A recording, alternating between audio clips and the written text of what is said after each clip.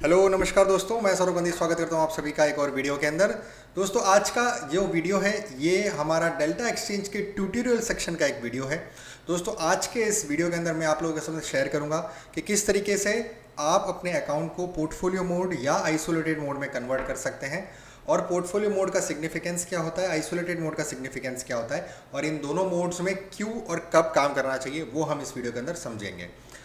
तो दोस्तों delta exchange जो है वो इंडिया में रजिस्टर्ड एफआईयू के अंदर रजिस्टर्ड की हुई एक लीगल एक्सचेंज है जो क्रिप्टो के फ्यूचर्स एंड ऑप्शंस के अंदर काम करने की आपको फैसिलिटी और प्लेटफॉर्म देती है। एफआईयू दोस्तों गवर्नमेंट ऑफ इंडिया की एक एंटिटी है जिसको फाइनेंशियल इंटेलिजेंस यूनिट के नाम से जाना जाता है, और जिसका मेन मकसद होता है मनी लॉन्ड्रिंग को रोकना। तो जो डेल्टा एक्सचेंज है वो उसी के अंडर में रजिस्टर्ड किया हुआ है, और अगर आप क्रिप्टो के फ्यूचर्स एंड ऑप्शंस में काम करना चाहते हैं तो आप डेल्टा एक्सचेंज में अकाउंट ओपन करवा के आराम से कर सकते हैं। डेल्टा एक्सचेंज के अंदर अगर आप अकाउंट ओपन करवाना चाहते हैं तो लिंक आपको इस वीडियो के डिस्क्रिप्शन में मिल जाएगा, साथ ही साथ आपके स्क्रीन पे जो व्हाट्सएप नंबर है उस पर भी आप मैसेज करके डिटेल्स प्राप्त कर सकते हैं। तो चलिए आइए दोस्तों समझते हैं कि डेल्टा एक्सचेंज के अंदर दो कौन से अलग अलग मोड्स है जिसके अंदर आप ट्रेडिंग कर सकते हो। एक होता है पोर्टफोलियो मोड और एक होता है आइसोलेटेड मोड। बाय डिफॉल्ट दोस्तों जब आप अकाउंट ओपन करते हैं तो आपका अकाउंट जो है वो आइसोलेटेड मोड के अंदर रहता है। आइसोलेटेड जैसे कि नाम खुद बता रहा है कि आइसोलेशन के अंदर जब आप काम करना चाहते हैं या जब अकेले काम करना चाहते हैं तो आइसोलेटेड मोड का यूज़ किया जाता है। मतलब आइसोलेटेड मोड के अंदर अगर आप कोई भी ट्रेड्स लेते हैं, चाहे वो फ्यूचर्स के हो चाहे ऑप्शंस के हो, वो इंडिविजुअल ट्रेड्स अगर आप लेना चाहते हैं तो उसके लिए आइसोलेटेड मोड ही आपको यूज़ करना चाहिए। उससे आपको काफ़ी अच्छा लेवरेज भी मिल जाता है। साथ ही साथ अगर आपकी पोजीशन जो है किसी वजह से अगर आउट ऑफ प्रॉफिट जा रही है या एक स्पेसिफिक लॉस को टच कर रही है, या जितना मार्जिन आप उसको अलोकेट करना चाहते हैं उतना मार्जिन अगर वो यूज्ड अप हो जाता है तो आइसोलेटेड मोड उसको ऑटोमेटिकली स्क्वायर ऑफ करने या लिक्विडेट करने में मदद करता है।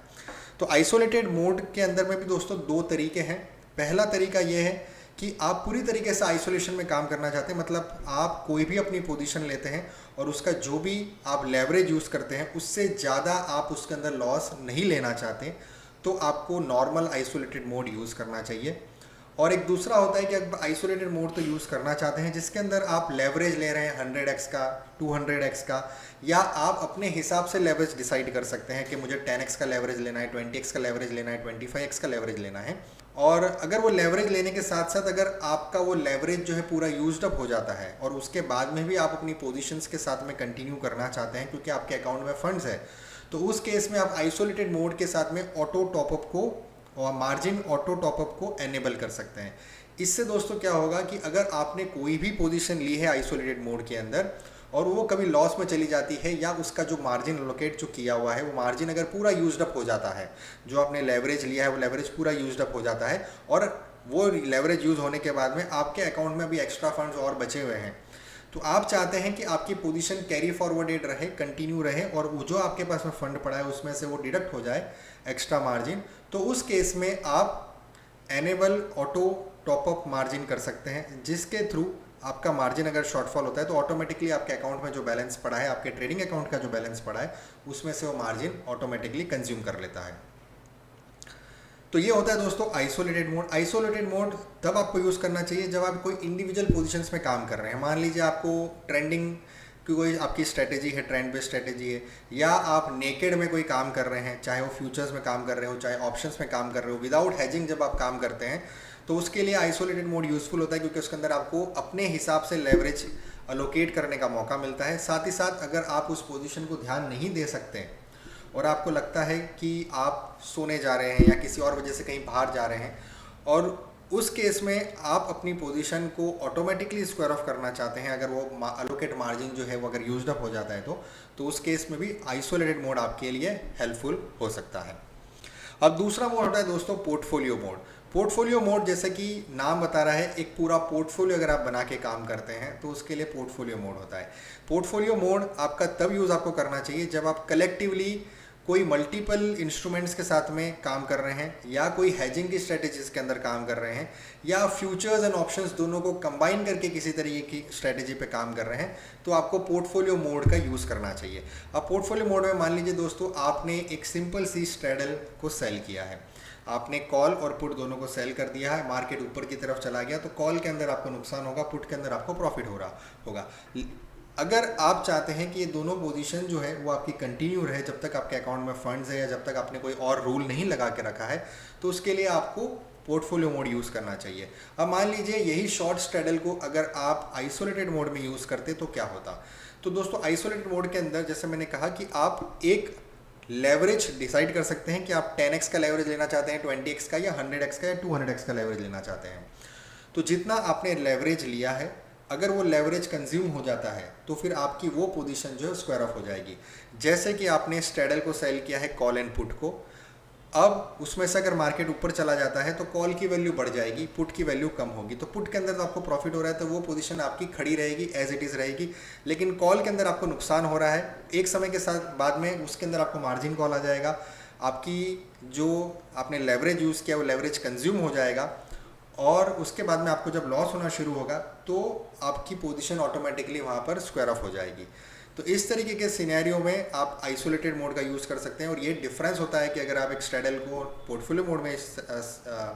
एग्जीक्यूट करते हैं या एक स्ट्रैडल को आप आइसोलेटेड मोड के अंदर यूज़ करते हैं। आइसोलेटेड मोड के अंदर में भी स्ट्रैडल को सेल कर सकते हैं और ये भी आप लगा सकते हैं कि भाई आपके पास जब तक फंड है तब तक वो स्क्वायर ऑफ ना हो। तो उसके लिए आपको एनेबल ऑटो मार्जिन टॉपअप करना होगा, जिससे कि आपकी अगर पोजीशन कोई एक लेग लॉस में भी चला जा रहा है तो वो आपके अकाउंट में जो फंड पड़ा है उसमें से वो मार्जिन कंज्यूम करके आपकी उस पोजीशन को ओपन रखेगा। लेकिन दोस्तों अगर आप किसी भी तरीके की हेजिंग स्ट्रेटेजी काम कर रहे हैं, जैसे एक स्ट्रैडल मैंने बता दिया, अगर आप मान लीजिए कोई सिंथेटिक फ्यूचर बना रहे हैं या मान लीजिए आप कॉल स्प्रेड बना रहे हैं, पुट स्प्रेड बना रहे हैं, बेल कॉल स्प्रेड बना रहे हैं, क्रेडिट स्प्रेड बना रहे हैं, डेबिट स्प्रेड बना रहे हैं, इस तरीके की कोई भी स्ट्रेटेजी बना रहे हैं ऑप्शंस के अंदर, या आप किसी तरीके की पेयर ट्रेडिंग कर रहे हैं, मान लीजिए आप इथेरियम और बिटकॉइन की पेयर ट्रेडिंग कर रहे हैं, आप बिटकॉइन फ्यूचर और बिटकॉइन के कॉल ऑप्शन के अंदर साथ में काम कर रहे हैं, तो आप चाहते हैं कि इन दोनों का जो पीएनएल है वो कंबाइंड तरीके से काम कैलकुलेट हो और आपका पोजीशन जो है उसके हिसाब से कंटिन्यू रहे, तो उस केस में आपको पोर्टफोलियो मोड का यूज़ करना चाहिए। तो आप कैसे यूज़ कर सकते हैं, तो दोस्तों जब आप अपने डेल्टा एक्सचेंज के अकाउंट में लॉगिन हो जाएंगे तो आप जब फंड ऐड करेंगे तो आपको यहाँ पर इस तरीके से अकाउंट मार्जिन नज़र आएगा। जब तक आप फंड्स ऐड नहीं करेंगे तो आपको ये अकाउंट मार्जिन नहीं नज़र आएगा। अब अकाउंट मार्जिन जब आप देखेंगे तो यहाँ पर आपको, जैसे मेरा यहाँ पर अकाउंट का नाम लिखा है और यहाँ पर नीचे लिखा हुआ है पोर्टफोलियो, तो अभी फ़िलहाल मैं इस अकाउंट को पोर्टफोलियो मोड के अंदर रन कर रहा हूँ, इसलिए यहाँ पर पोर्टफोलियो है। अब अगर मुझे इस अकाउंट को चेंज करना है अपने आइसोलेटेड मोड के अंदर तो मुझे यहाँ पर क्लिक करना है। उसके बाद में यहाँ पर मेरे पास ऑप्शन आएगा नीचे चेंज मार्जिन मोड। तो चेंज मार्जिन मोड में जाने के बाद में यहाँ पर मेरे पास में दो ऑप्शन है, आइसोलेटेड या पोर्टफोलियो। पोर्टफोलियो अभी टिक्ड है, आइसोलेटेड में मैं क्लिक करूँगा तो आइसोलेटेड पे वो क्लिक करके मुझे स्विच टू आइसोलेटेड मोड करना है, उसके बाद में मेरा आइसोलेट मोड में हो जाएगा। अब दोस्तों यहाँ पर मेरा ऑलरेडी यहाँ पर दो अकाउंट मेरा आइसोलेटेड मोड में, इसलिए मुझे अलाउ नहीं कर रहा है, लेकिन अगर आपके पास में एक ही अकाउंट है तो आप कर सकते हैं। मैं नेक्स्ट वीडियो में यही बताऊंगा कि यहाँ पर आप डेल्टा एक्सचेंज के अंदर एक अकाउंट ओपन करवा के उसके अंदर मल्टीपल सब अकाउंट्स कैसे ओपन कर सकते हैं। तो ये तो हो गया दोस्तों आइसोलेटेड और पोर्टफोलियो मार्जिन के बारे में। तो उम्मीद करता हूँ दोस्तों आपको इस वीडियो के थ्रू काफ़ी क्लैरिटी मिली होगी कि आइसोलेटेड मोड और पोर्टफोलियो मोड क्या होता है, किस तरीके से कब सिनेरियो में आपको क्या यूज़ करना चाहिए और किस तरीके से आप उन दोनों को चेंज कर सकते हैं। एक इंपॉर्टेंट चीज़ दोस्तों जाने से पहले, अगर आपका किसी भी तरीके का कोई मोड है, जैसे आपने अगर पोर्टफोलियो मोड में काम कर रहे हैं, अगर आपको स्विच करना है आइसोलेटेड मोड में, तो आपको सबसे पहले अपनी सारी पोजीशंस को स्क्वायर ऑफ करना होगा, उसके बाद में ही आप पोर्टफोलियो मोड से आइसोलेटेड मोड में कन्वर्ट कर सकते हैं। सिमिलरली आइसोलेटेड मोड से पोर्टफोलियो मोड में आने के लिए आपको आइसोलेटेड मोड में जो भी पोजीशंस ओपन है वो सारी पहले क्लोज करनी होगी, उसके बाद में ही आप आइसोलेटेड मोड से पोर्टफोलियो मोड में चेंज कर सकते हैं। तो इसी के साथ दोस्तों अलविदा कहूँगा। नेक्स्ट वीडियो में फिर किसी टॉपिक फिर साथ में आप लोगों के सामने आऊँगा दोस्तों। तब तक के लिए जय हिंद, जय भारत।